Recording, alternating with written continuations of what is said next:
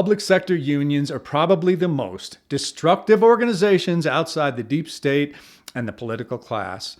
And as has been made painfully clear in recent years, among these many destructive organizations, teachers' unions are the absolute worst.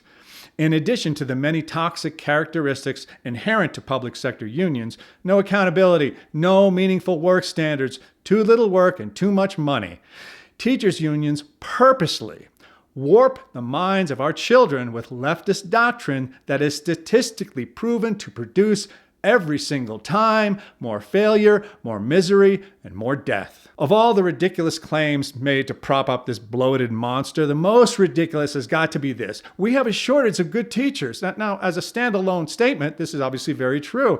There are very few good teachers in the public sector. But what they actually mean by this is that we, meaning our children's power-hungry overlords, want even more money to pay for even less work so that we can grab even more mind-destroying power. The only thing causing this alleged teacher shortage is the unions themselves. They've made it impossible to hire anyone who does not have what they call a teaching certificate. It would be almost impossible to think of a more meaningless and value-destroying job requirement. It would make much more sense to require a janitor certificate before anyone could work in that field. No disrespect to janitors, by the way, I did that job myself once upon a time. At least with a janitor certificate, in all likelihood, applicants like me would have to learn things like how to more effectively clean floors before we could get our certificates. With the so-called teaching certificate, the applicants are not being taught to teach. Even the teachers recognize that this is not a job requirement.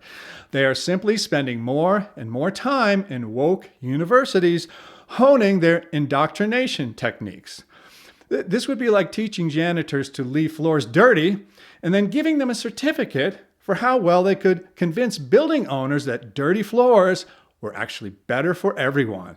Oh, and by the way, due to the janitor shortage caused by the certification process, we will need more money, less work, and also 4 months a year of vacation.